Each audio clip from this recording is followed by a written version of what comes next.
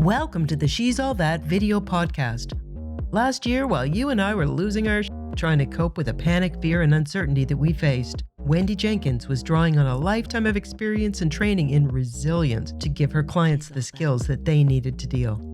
Being given just 2 years to live, undergoing a double lung transplant, and having this change all of the life plans that she and her husband had had, Wendy eventually came back stronger, building a business that helps people build their resilience and well-being, harnessing coaching and a neuroscience-based AI platform to do so, and creating a powerful foundation that funds critical primary transplant research that has helped make Australia a leader in transplant innovation. Listen in for her fascinating story, her tips and techniques to build your resilience, and some of the biohacks that she shares with her clients. She's All That. Welcome to the She's All That video podcast. I'm 𝗹𝒏𝒅𝒚, the host, and today I am so happy to have Wendy Jenkins here with me. Wendy is a leading resilience coach, and her company name is Ready Resilience.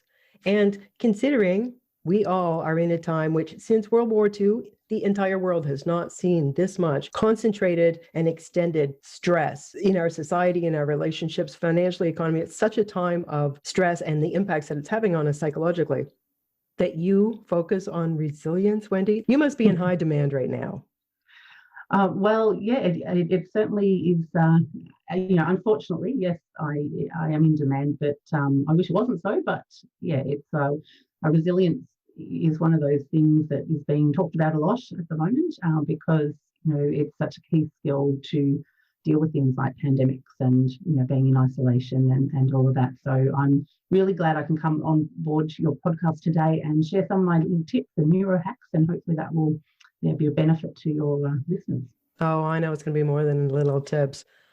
I was thinking today, as I was getting ready, I was like, okay, I'm going to be talking to Wendy, and with your extensive background, that we're going to get into what you do, both with your business, all the people, both businesses and individuals you help, but you also have a foundation that actually is really impacting the situation of lung transplants and lung transplant patients and research in Australia.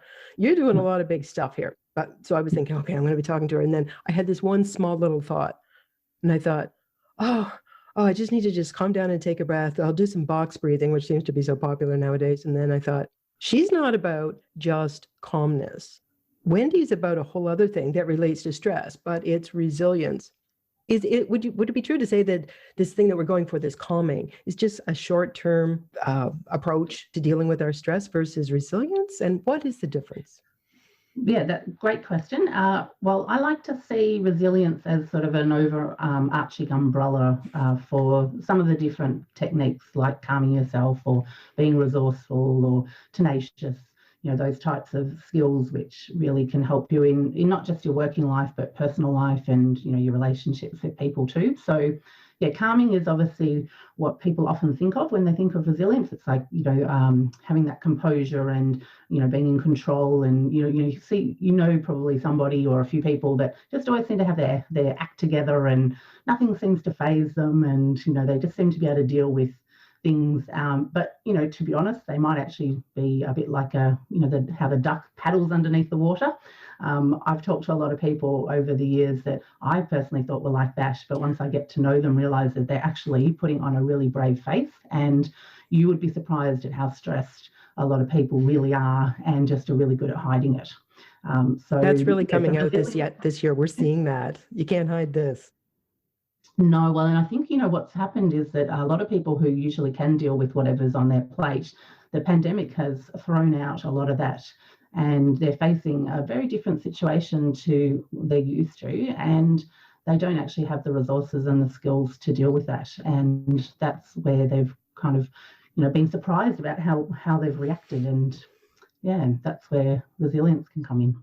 Well, before we get any deeper, I've already taken it pretty deep into the whole thing of resilience. I want to get into your backstory because, somebody might be listening thinking, well, what does she know about resilience? So I know you, like myself and many other people, one of the things that helped you build resilience was early in your life, you moved many times while you were growing up. What did you say, 8 different schools as a child and 20 different moves?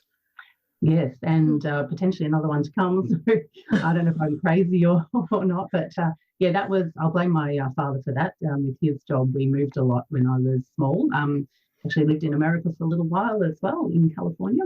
So I have a bit of a soft spot for American. I visited Canada as well, so been to your lovely country. So yeah, I guess I didn't realize at the time, but as a child, you learn these skills along the way. And yeah, so that, yeah, it was certainly tough the first few times I moved, but I got used to making friends. And even today, walking into a room full of strangers doesn't bother me in the least. I'm quite comfortable with that, and I'm like, oh, right, who am I going to meet today? So Yes. yeah, So now your experience with resiliency did not stop there. So I'm handing you the floor. Go ahead. Tell us how you got to where you yeah, are what with happened? resilience. Well, I guess I was, on a very typical path of, I went to school, and then I was, encouraged to go to university. So I did that, and I did an applied science degree initially, and I worked in all sorts of different areas, and then fell in love with the idea of doing human resources. I'm not sure if you call it the same in Canada.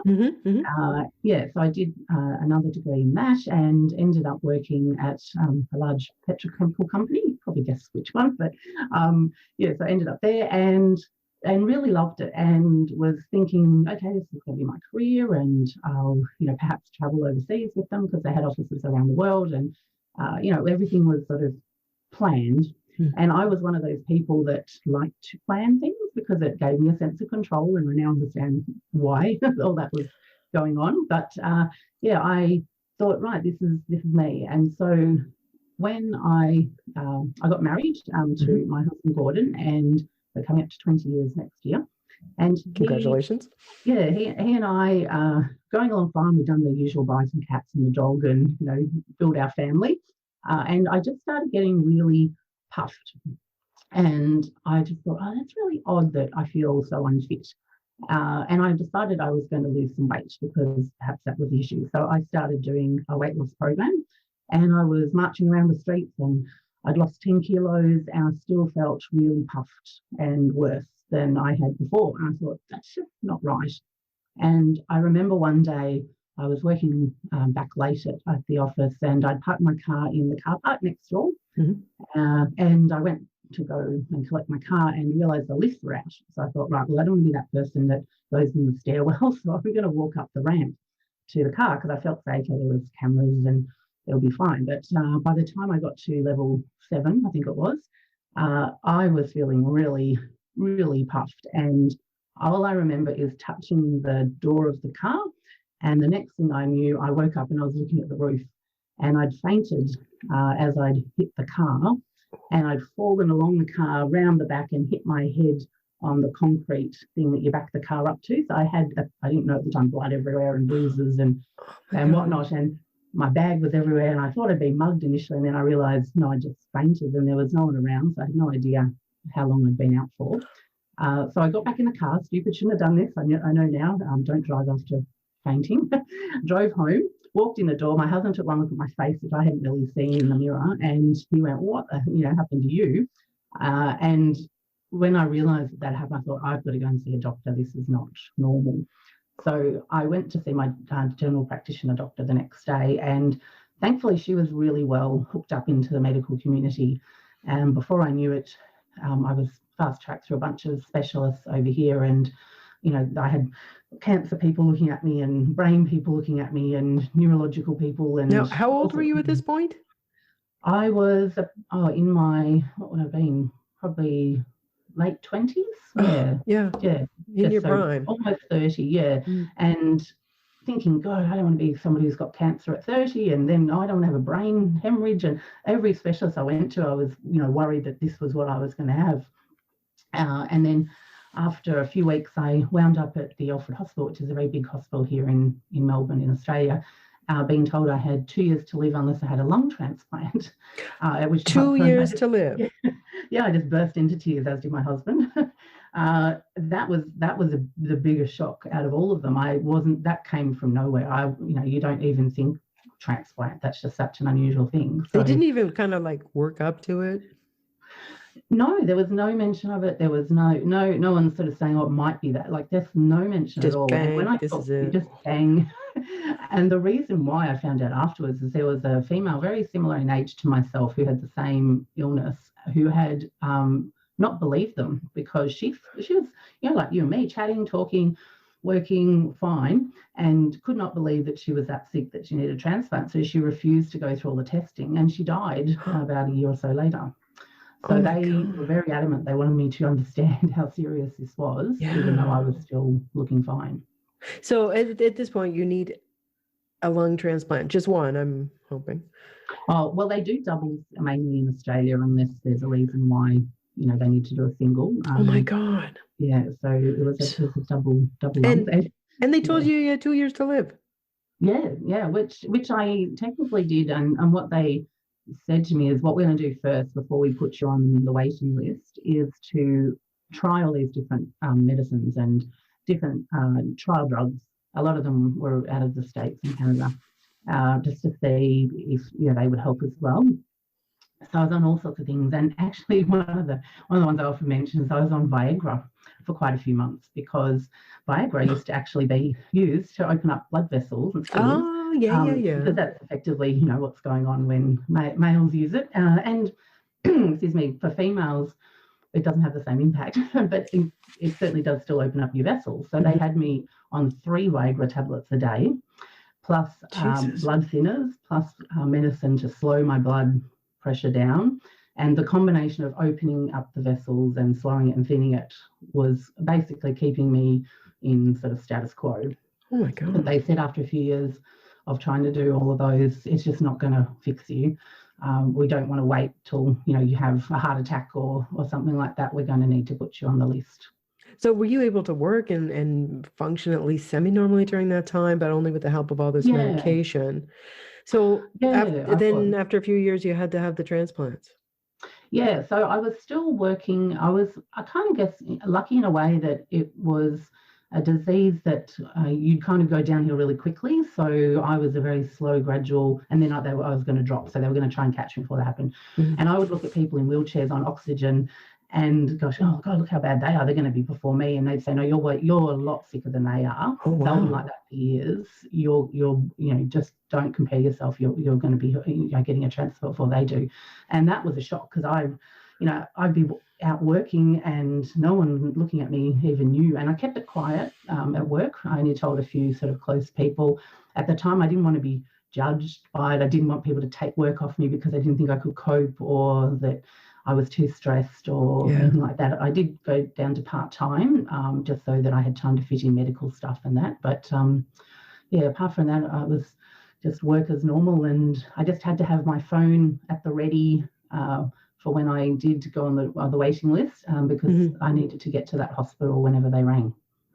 So I would think that at that time, I mean, as much as you're trying to keep a balanced life happening, you would have been drawing on every single skill you ever learned of resilience in your childhood through all that. How, even still on top of that, how did you cope with this weight hanging over Yeah. your head? Well, you know what? I think the simple answer is I was in denial. And looking back at it, it's actually interesting, because your brain, it actually does forget things on purpose. It's a built-in protection mechanism. And so this is why sometimes people, you know, don't remember certain parts of trauma or accidents or other, you know, issues that they've had in their life, because your brain deliberately does not want you to remember that. And so for me, a lot of that time is just a blur. And I think what I did is I just focused so much on work, put it aside, and I went to my appointments and whatever. And a little part of me was kind of going, yeah, I don't quite believe them, but I'll go along with it, because, I'm not going to be that lady who died. I'll Right. listen to them. And I did have a good belief in the medical system, and I thought, well, they wouldn't tell you something like that if there wasn't some truth in it. Yeah. But I really was just like, and I was in denial about the fact I didn't even second guess if I'd get a transplant. And looking back on it, that was a bit cheeky, because Really? it wasn't a given I was going to get one. I just assumed I would, and maybe I put that out in the universe. And I was lucky I did get one. But yeah, given 2 years to live, I got it told about my transplant after 22 months. So it was getting in my head close to 2 years, and I was like, well, I hope they call me soon, and yeah, get the phone call. So in the Which I did. Yeah. post-surgical time, you're rehabilitating, recuperating. How long does that actually take? I would think that would be a long recuperation period. Yeah, it really does vary. I was surprised. I had a bit of a bad start because when they went in to do my lung transplant, they actually damaged my vagus nerve, which is what regulates your digestive system. And even today, everything takes twice as long to go through, and I don't get the same warning signals often that other people get. So that was a big issue. They also damaged my vocal cords. So for a while there, I couldn't talk at all. So I came out of surgery not being able to communicate with my voice. I had no voice. Oh my God. And so I had to write down everything to explain what was going on to the doctors or to my husband or to visitors.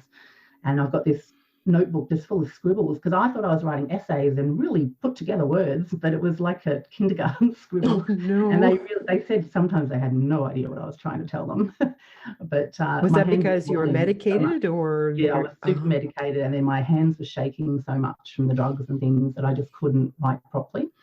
And I get really exhausted. But I had to learn how to swallow water again. So that was a test. So they had, the person who helps you with your voice, the speech pathologist, helped me learn how to swallow, drink water. I mean, I was a bit unusual. A lot of people don't go to all that. Then I had to learn how to talk again. For a while, they thought I'd only get to a whisper. Obviously, that didn't happen. It sort of bounced back after about 6 months, which they were a bit surprised about. I was very relieved about. So yeah, but it was a tough year for me, and I was in ICU for about 2 weeks, and then went into the specialist ward for about another 4. Then I decided I would tell a little white lie that I was better than I was because I just wanted to get home. And that was a big mistake because a few days later I was back in hospital. Oh no. So it was a bit of back and forth for the first year. And I struggled probably most psychologically with the whole thing because I could no longer be in denial that my life had changed. And I had to, admit that things weren't going to be like they were. And off the back of having a transplant, I wasn't able to have children. So that was another thing to wrap my head around. Was that directly connected to the transplant? Yes, because of all the drugs, some of them cross the placenta and things, and it's just not an ideal environment for having a baby. So so that was off the table. And my husband used to joke he wanted 6 kids, so that was never going to happen. But so lots of changes, and it was hard to get my head around that. Well, I don't think anybody, even somebody who had pre-existing resiliency skills, could have really swum through that one. At what point was it that you began to focus on learning more about resilience? Was it during that recuperative period? It wasn't initially. The first few years, I like I said, I really struggled, and I did get some help from psychologists and counsellors, and tried different group classes on meditation and all sorts of things like that because I knew I needed help. I mean, that I think is the first thing that everyone probably needs to go through, is realizing that you do need some help with whatever's going on. And I think the people who just keep trying to push through without getting some more techniques or tools to do that, that's where it all goes wrong. And you have people who have breakdowns. But I got to a point after about 6 years, and I know that sounds like a long time, but after about 6 years, I was getting close to the average. So in Australia, and I believe in the US, and Canada, it's very similar. It might even be less in your countries. The average is 7 years after having a lung transplant that the life expectancy is. So it's not that long. A lot of people assume once you've had a transplant, you're fixed for life, but that's not the case with any transplants. Heart transplants on average are about 12 years. Livers and kidneys are about 25-ish. So and lungs tend to have the shortest. Yeah, because you're breathing in air, which has, there's a lot more risk of getting, bacterial infections or other issues that could go wrong. So that coming up to that 7 years, and I've talked to a lot of other patients about it, and they all were very similar. It's like, I'm getting up to that cutoff point that everyone's been telling me about, this 7-year thing. And I refused to be the average. And I said, well, the whole point of averages is it's a curve, and someone's got to be at the bottom end and someone's got to be at the far end. So why can't that be me? And that was one of my light bulb moments. Yeah. Oh my God. So it was like, well, why should I be the one that's like, I haven't passed away yet, and I knew people who had already. So I thought, well, maybe I'm the one that's supposed to be at the far end. And then I started meeting with some of the other patients who were further out, because as I explained to a lot of the patients and caregivers, because I talk to them regularly, When you go into a waiting room at a hospital or a clinic, you're seeing the sick people usually. You're not seeing the healthy ones. They're at home or living their life or at work or whatever. So you get a very skewed view of what being a patient is really like. So, nowadays I've gone in and there's been a new nurse in the clinic and she thought I'm the caregiver. And she said, "Oh, where's your patient?" And I'm like, "No, I'm the patient." She's like, "Really? You don't look like a patient." I said, "I know, that's the point." So that thought was just like a thunderbolt. Yeah, why not me? Why not me be the one that brings the average up? Yeah, why have I just been so intensely focused on this 7 years when it's just the average? And literally only one person is really the real average. I could be either side. I want to be the other side. And I met somebody who was at 25 years, and that just changed everything for me. I just thought, oh, well, if they can do it, I can do it. And I thought, right, how can I get to that point? So that's when I started looking into what do I need to be that person.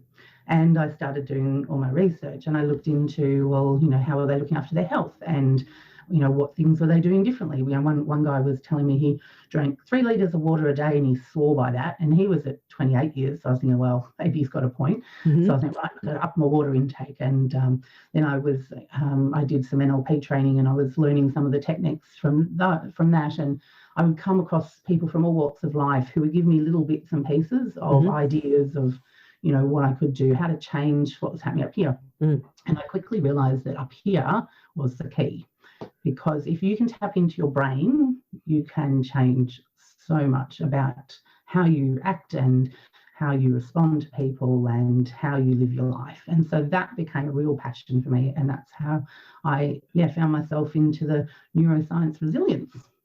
Wow. So what did that path look like when you discovered, like, it's all perspective, not just even perspective, that's kind of like the very most top layer, but like it's what's going on in your brain. Science of it.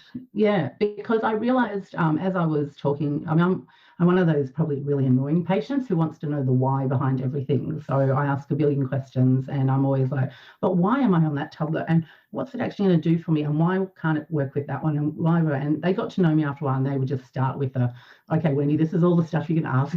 I'll just tell you from the beginning. And we'd have long chats about, the why and everything. And I found that fascinating. And so I applied the same theory to my mental health and went, well, what's actually going up in there? And I started reading about how the brain reacts to stress and to, PTSD, because I've been diagnosed with that in the early days, and severe depression. So I wanted to know, how does that all come about? And I realized it was all to do with the way the brain was reacting, and the different chemicals that were being released, and the different little things that, like, we have this little thing in the back of down at the bottom of the brain stem that actually recognizes how quick your breathing's going, and on the basis of that, it then decides how to act. So there's, if I started hyperventilating, doing deep breathing, all of a sudden my body is going to go, oh, there's something we've got to be fearful about, and it's going to flood my body with chemicals and make my heart beat faster and do all sorts of things to prepare me for the fight, flight, or what I call freeze response. So there's, once you understand how your body is actually, what it's actually going through, you can then realize, well, I can actually control that as well. And that was the cool part. And I just fell in love with it all. So you got deep into studying the neuroscience-based approach to resilience, applying it to yourself. Yep. And eventually, how did you come to the decision that I need to show other people this, I need to be working with other people and help them strengthen their resilience? Yeah, well, I was often told I'm one of the most resilient people that they know. Like, I got that a lot. Yeah. You're very inspirational. You deal with so much. I can't believe all the things you had to deal with. And amongst all this, there was a lot of other things going on. My mum passed away from breast cancer, and there was a lot going on, and I got through all of that.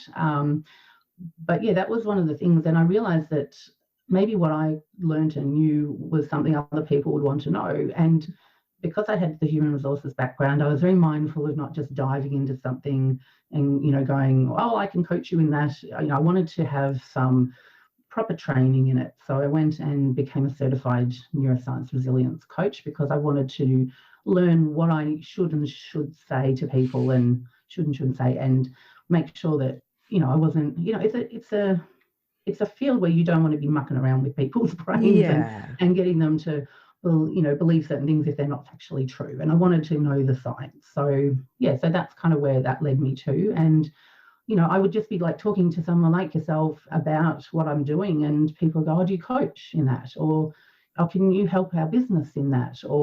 And so, or can you jump on and do a webinar about that? And it's just kind of naturally evolved. And then I thought, well, I best register my business name and turn this into a proper business. And that's what I've done.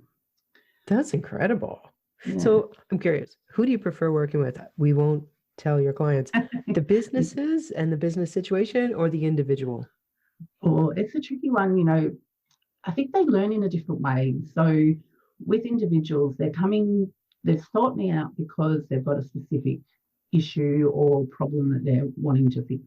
And they're wanting, usually, I won't generalize too much, but generally it's because they're feeling out of control, stressed all the time, not sure how they can cope with everything they've got on their plate, just want to feel mentally tougher, stronger, be that woman that they or man that they see that always seems to have their shit together.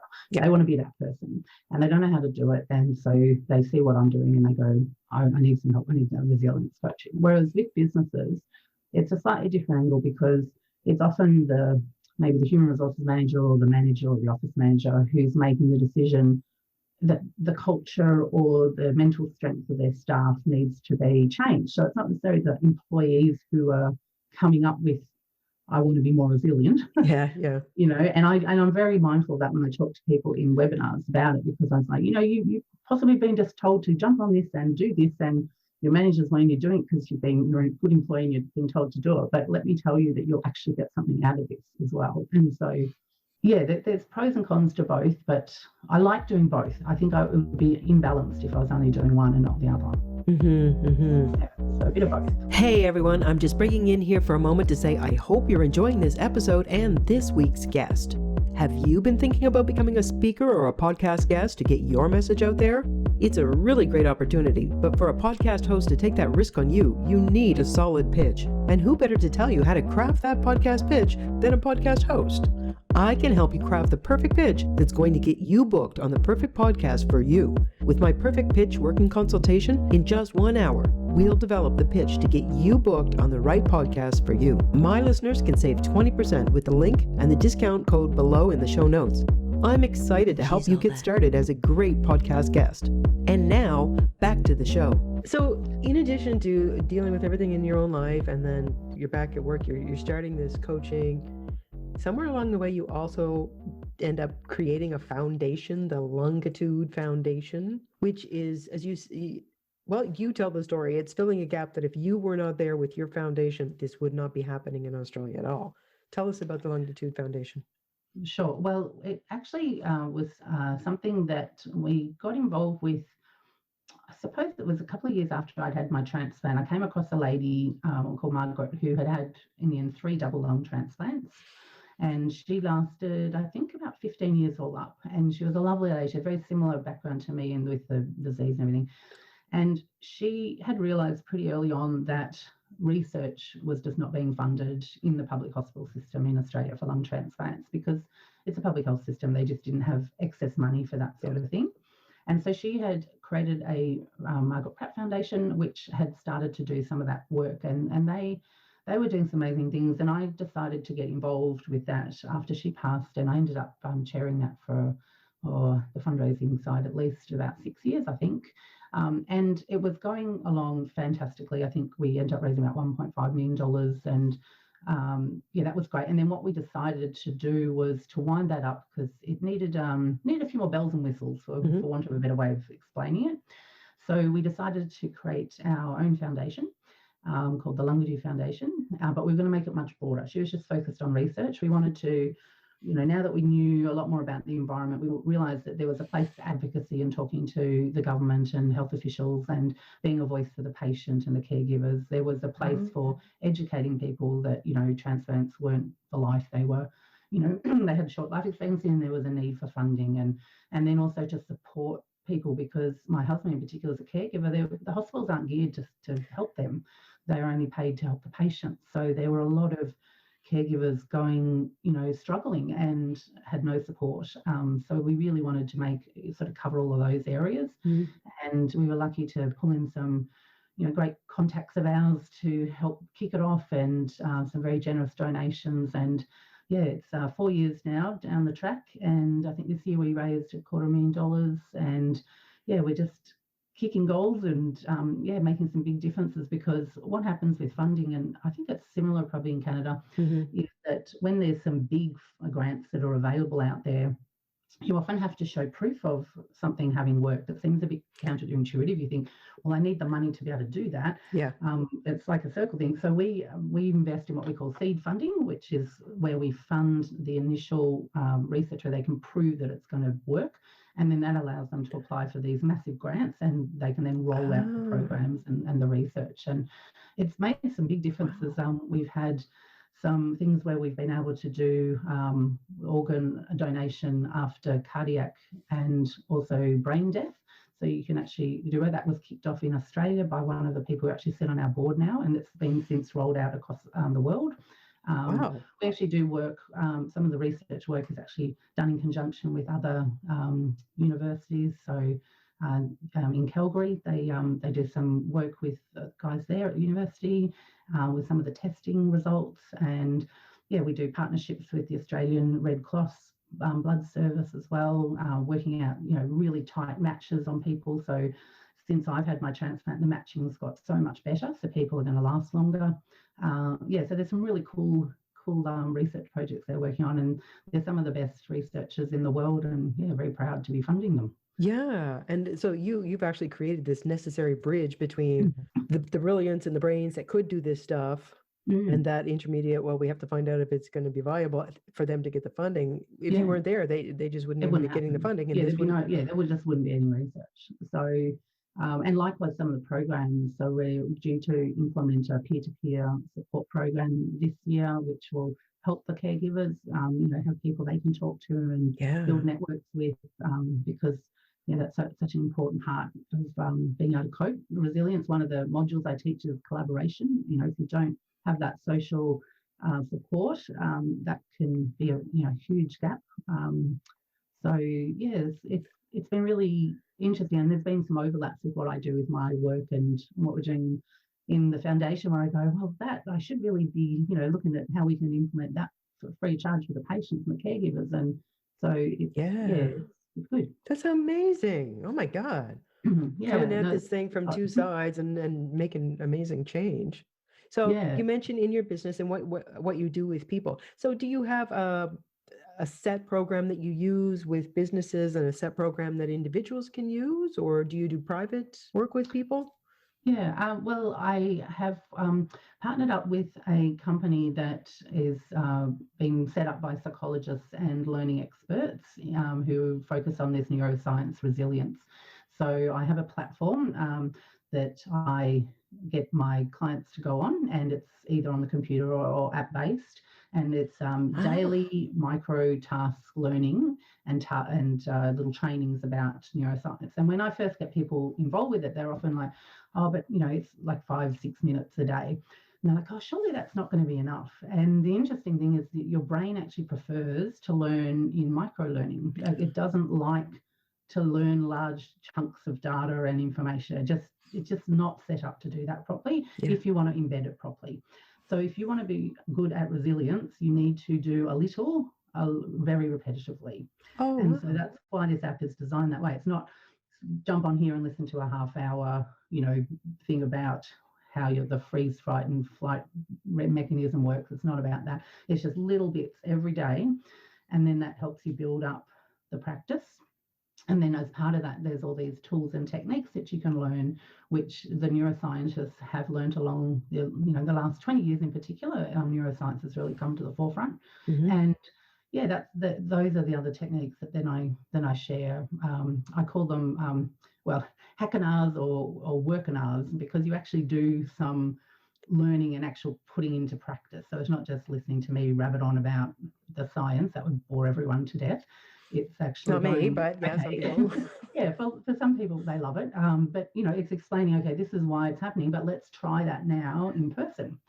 So, for example, you were saying before that you were getting quite flustered because you're running around and getting ready to come on and trying to do the calming thing. So there's a couple of little really easy tips that I could share with you if you wanted about how you can calm in the moment. So one of them it's a neuroscientist, he's actually a university professor, and his little tip, he reckons it's one of the fastest way to slow your body down from the flight, fright, and freeze reaction.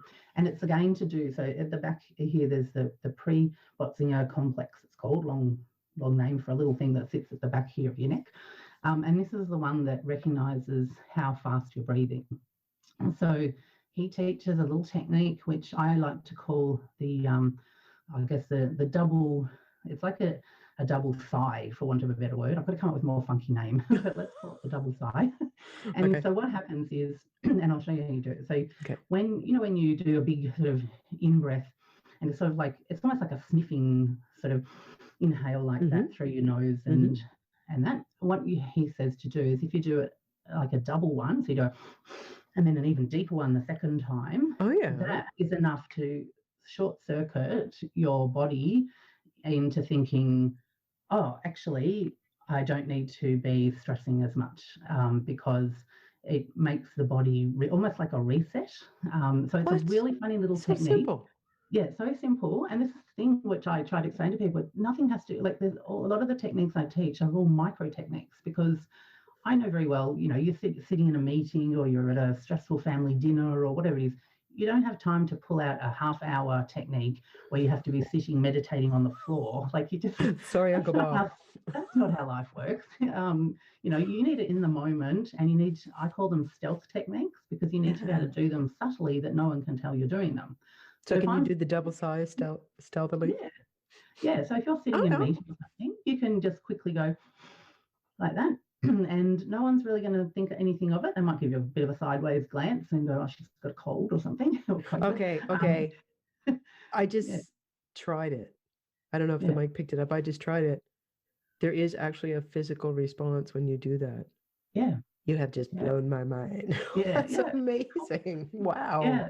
Yeah. So the brain is, I like to actually say the brain's lazy, because it actually wants to do the least amount of work as possible. It wants to, it actually always wants to go to the negative first. It finds that easier to deal with. Is that just kind of a self-protective thing, or? Yeah, it's just the way it is. Oh, it might be bad.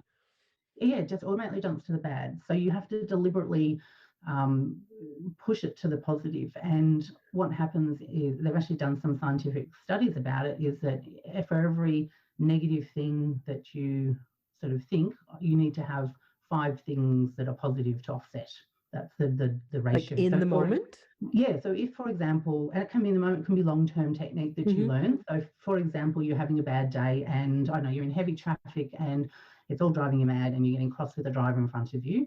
And that's the negative in your brain's naturally in the negative and thinking, cross about this.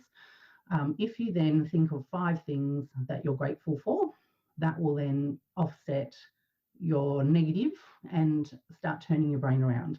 So as you start to go, well, I'm grateful I have this lovely car, or I'm grateful that I'm actually able to drive a car because I know people who can't, or I'm grateful that, okay, I might be a bit late, but at least I'm heading off to see my friend, or whatever it might be. And by the time you've gone through 5 of those, your brain is more balanced and you'll be feeling a lot better. So it's a 1-to-5 ratio they picked up in the studies. And a simple little technique like that. I used to be one of those people that thought gratitude was a bit, airy fairy, whatever, but there's a lot of neuroscience research around gratitude, and it actually does work. So some of the things I've heard recently of, like, before you go to sleep and or when you wake up in the morning, just take a quick moment and just do a quick gratitude list or scan or whatever you want to call it. Yeah. It's a thing. It is, right.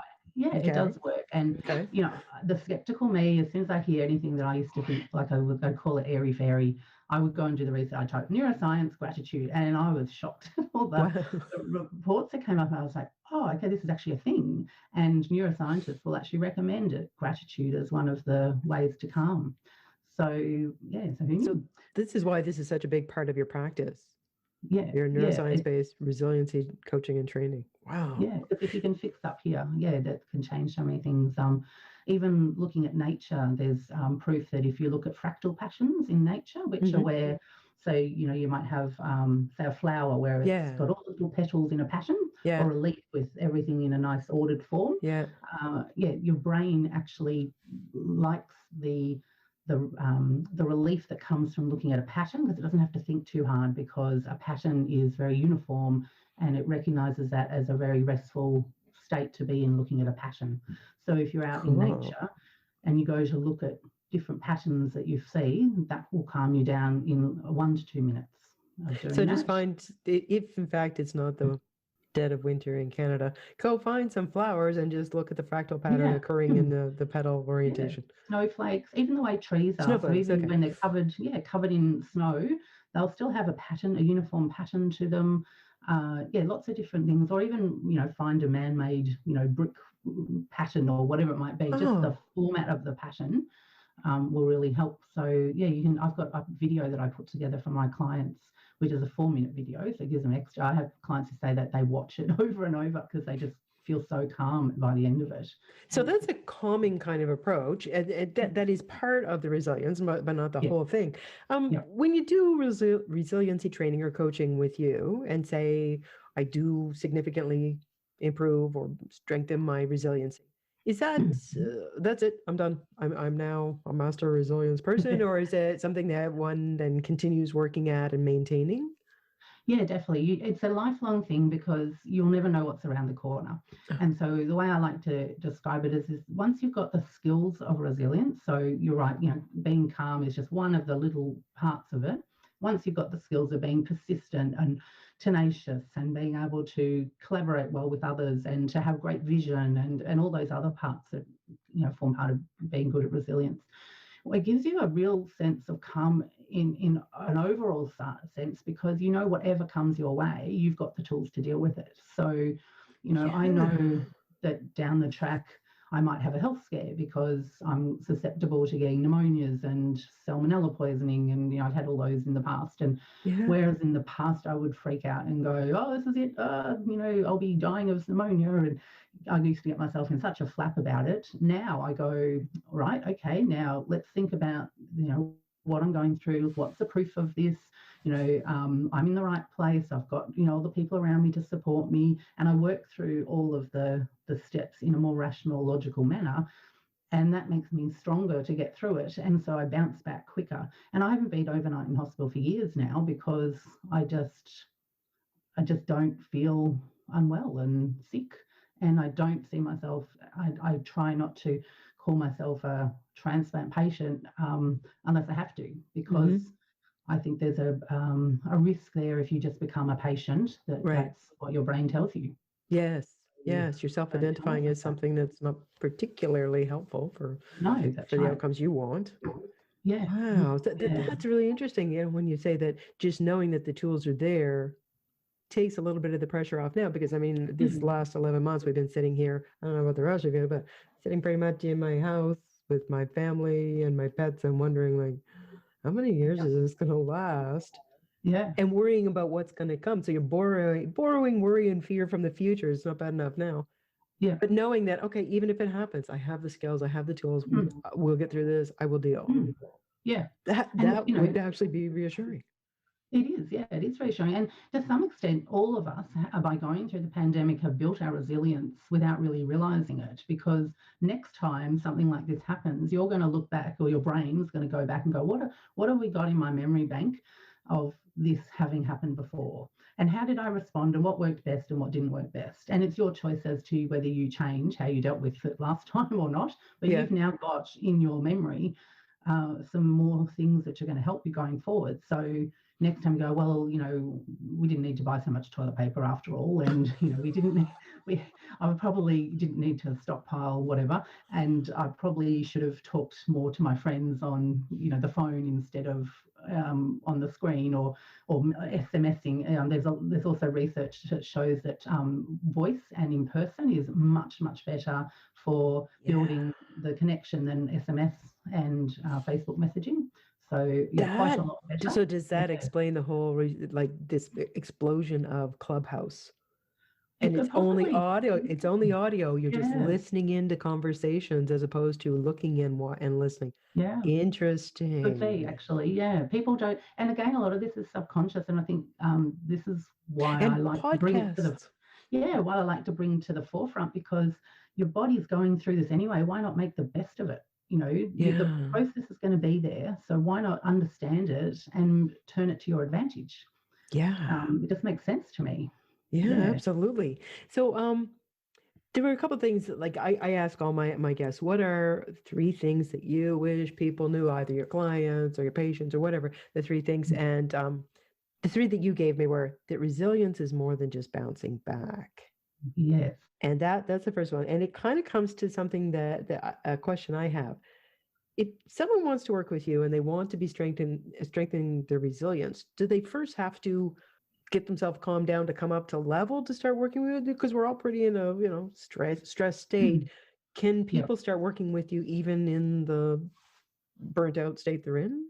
Yeah, and yeah, they do, and it's important that they, as soon as they know they need help, that they reach out for it. And what happens with the program that I offer is it's actually got built-in mechanisms to pick up if they need more help than what I'm offering, because I don't pretend to be a psychologist or somebody who can give that level of care. Like if you've got PTSD, for example, you need higher care than what I can give you. And so what happens is, based, because it's an AI platform, artificial intelligence, so it actually picks up based on your answers whether you need more support than you're getting, and it'll actually pop up with have you considered reaching out to your doctor or a psychologist to look into this further. So yeah, so there's a level of of care there, but yeah, generally I find that the people who come to me, yes, they'll probably be quite stressed or anxious about things, but when they learn the techniques of learning to control their breathing and all of that, then that gets them into the state where they can learn. And actual fact, the program will start with some options each time it pops up in the day. And the first one will be, do you need to do a calming exercise? And so it'll actually say to prompt them, and they'll go, if they're feeling a bit, they're like, yeah, I do, and there's a few in there that they can pick from, so they'll find their favorite one and do that first. Because what happens in your brain is you've got 2 parts of it that one of I like to call the smart brain, which is the prefrontal cortex part, and then the other part is the limbic system, which is more the creative and emotional side of the brain. And so whenever you're under stress, that comes to the forefront and it basically takes over, and the smart part of your brain just isn't functioning like it should. So all of us during COVID, even having a little bit of stress, we just haven't been functioning at our optimal. And so yeah, you need to get that balanced back before you can start learning. Otherwise, you're not going to learn it as efficiently. Right. So that's where we sort of get them reset. And so that's all the little exercises will actually do that? Yep. Oh, Yep. wow. Yeah. It doesn't take too long to, and there's different ones. So some people will love doing like a calming, listening, meditative type one, which is just a short one. Around breathing. I don't like that because I've had a lung transplant. I don't like focusing on my breathing so much. It freaks me out, which is a bit weird. But yeah, so I do other ones where I do the fractal patterns. I do one which is I call 5, 4, 3, 2, 1, where you look at 5 things you can see and 4 things you can hear and 3 things you can taste and all those sorts of things. There's another one which says that looking at blue objects actually can help calm the mind as well. So there's all these little ones, and depending on the day or what I'm going through, I'll pull out whatever tool I need. And so the app actually has all those in the library, and they just go to whichever one they know works best for them. Or it might have been they've heard me on one of the webinars talking about a particular one, and they go, I like that one Wendy shared the other day about the double sniff. I'll do that one instead. So that's kind of how it works, and then we build up their long-term resilience. Okay. The second one of the things that you wish people knew was that you can push through adversity no matter how difficult if you have the right tools. Yes, and you need to know that at this point in 11 months into a pandemic, we can get through this, right? You can, and I guess I'm lucky in a way that I'm a resilience coach during the pandemic. I've been best career to have if you're going through a pandemic, really. So yeah, if you have the tools, nothing is insurmountable. And I've read so many stories and talked to so many people. You know, as I share my story, others open up as well. And I'm sure you've been the same with some of your podcast guests. Is, you know, people have been through so much and yet they still keep going and they push through, and you start to wonder why and how are they doing that.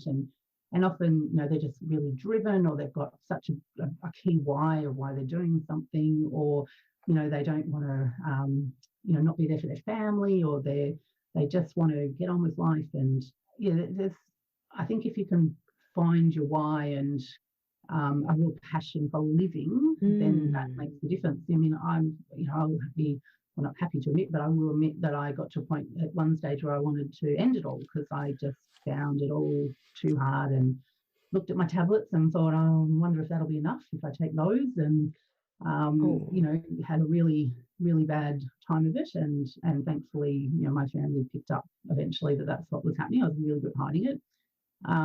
And yeah, I think I look back on that time now and I go, what pulled me through that? And it's a funny thing. It was actually me thinking, oh, my husband doesn't know all the passwords for all the accounts, and oh, he won't know what to do with the. It was the silliest thing. Like but what happened? It made me laugh, and that was enough of a trigger again to get the brain out of that negative mode. And it was. Well, that's ridiculous. And you know what? Today, even to now, I haven't told him all the information of everything. Yeah. Because I knew how powerful that was to me. I know it sounds silly, and I'm going, oh, well, who would care if you're dead? Like, you know, he can sort out himself. But to me, that was enough. So I haven't given him all the details of like where the super thing is, and well, he could get it if he needed to. Like, he's not stupid. But to me, that's my way of saying I'm not ready to go yet, because I've got unfinished business. Wow. And it works for me, and other people will find the other thing. It'll be like, we don't have kids. So, I mean, imagine if I had children, be like, I don't want them to be without a mother, or, you know, something else that would pull you through. You know, and some people don't, you know, they're you know, we've had people we know who haven't been able to pull themselves through, but in general, most people do, because there's a reason they want to live. So, yeah. So have your reason, know your why, and also have something that you're passionate about. Definitely. Yeah. Always have two passions in life, I say. Yeah, not one, because if that one falls by the wayside, you don't have anything else. So always have two. That was something my dad taught me from a very early age. Always have two passions, Wendy used to say. And when I only had one, I was desperately seeking the second one. First one was longitude, and the second one was resilience. That's amazing. Yeah. So now I feel really like balanced. Yeah. And it all the whole thing of the neuroscience about it. You use nutrigenomic products which is kind of getting into a biohacking thing, which is that is the word of the last few years, the biohacking. And so tell me a little bit about that. Ready Resilience biohacking. I know. Well, see, with a lot of the neuroscience I do, I call it neurohacking. And as I'm researching this, the word biohacking kept popping up, because there is a bit of an overlap, because really biohacking is the whole body. Neuro is more the neurological system in the brain. Yeah. And so I kept looking at this biohacking side of it, and I'm thinking, you know what? It's one thing to have your mind right, but what about your body? Because, you know, I want to last, and I don't want to be in a body that's falling apart, and I do have risks with, you know, different health issues and whatnot. Anyway, a friend of mine introduced me to some of these products that actually help with dealing with oxidative stress, and again, that pricked my ears. I was like, stress, okay, what's this about body stress? And because I dealt with a lot of stress. I saw that on your website. Yeah, you guys have to go to her website and see it. She's got some great pictures on there about oxidative stress. Oxidative stress, yeah. And I was looking at that and I was thinking, wow, that's really interesting. That's a natural fit for what I do with the brain and the body. If I can help with the stress that's going on in there and here, how cool would that be? And so that's, essentially what these products do.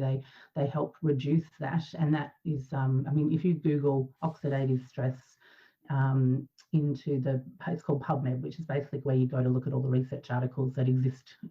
It covers the globe. So you go in there and I think there's like 200,000 articles on research papers on oxidative stress. Oh, wow. So it's a big thing, and it's been linked to all sorts of illnesses and aging diseases, and things like that. So I was just fascinated about that. So so that's just been another. It's not my main part of the business, but it's certainly something that I introduce to people if I think it's going to help them. So these are like supplements? Yeah, they are supplements in a way, but I like to call them more of the activate. So again, it's going back to how I explained it before, is your body already has these processes. So why not make them work most efficiently?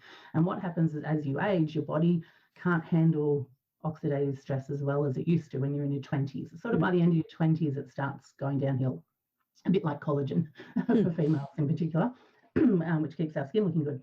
So once you hit late 20s, all sorts of things start going wrong. But this is one of the things which isn't as well handled. And so what these tablets and other products do is they help reset a lot of that and make the pathways which all of this your body naturally wants to do work more efficiently, like it used to when you were younger. So it's just I suppose it's like a cleaning out, a bit of a detox of your system, a bit of a reset, and helping it to function better like it used to. And so as a result of that, like I've got my dog on the tablets as well. It works on dogs and horses. Wow. And there's vets using it for horse therapy, when they have like leg issues and other things. And do you know what's really funny? I'm sitting here thinking, oh wow, is that a thing? And then it's like, oh, they're using it for horses. It must be good. Where does that logic come from? I mean, my dog, he's nearly 17 years old, which is nearly like 140 or something. So he needs all the help he can get. You're gonna have to get me some of those for my dog. She's going to be 15. They're great. He's still running around the park, and he looks like a puppy. Like people, I say he's 16, nearly 17, and they go months. So I'm like, no, years. So he looks that good.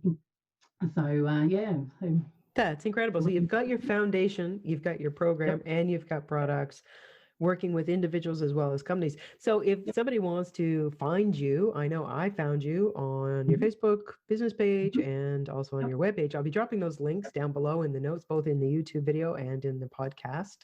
And is there any one thing you could just, as a parting gift, other than the double sniff, I love that. What is one thing that you would most like people to know that would help them with their resilience?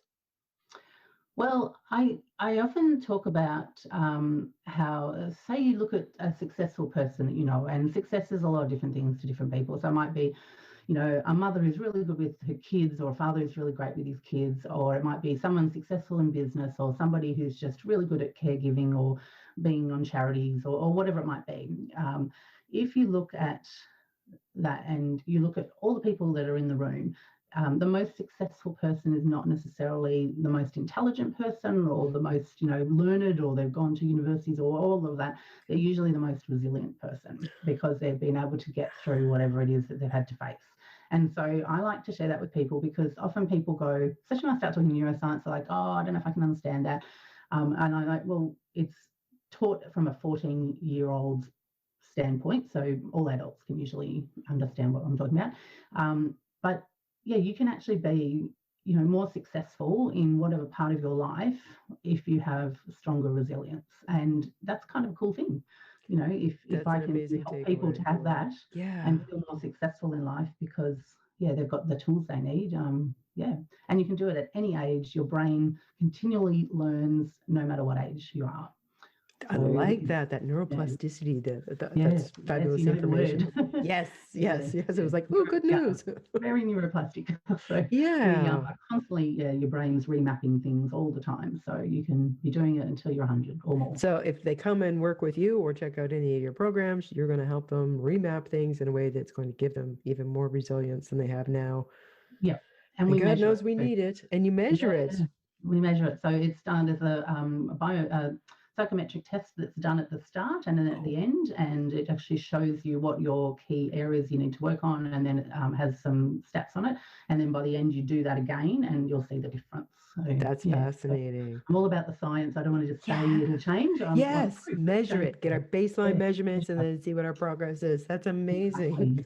Well, Wendy, thank you so much for coming by today and sharing everything about your experience, your business, your foundation, and giving us some tools that we can take away. I'm very happy to be on, and thank you for inviting me, September. That was great.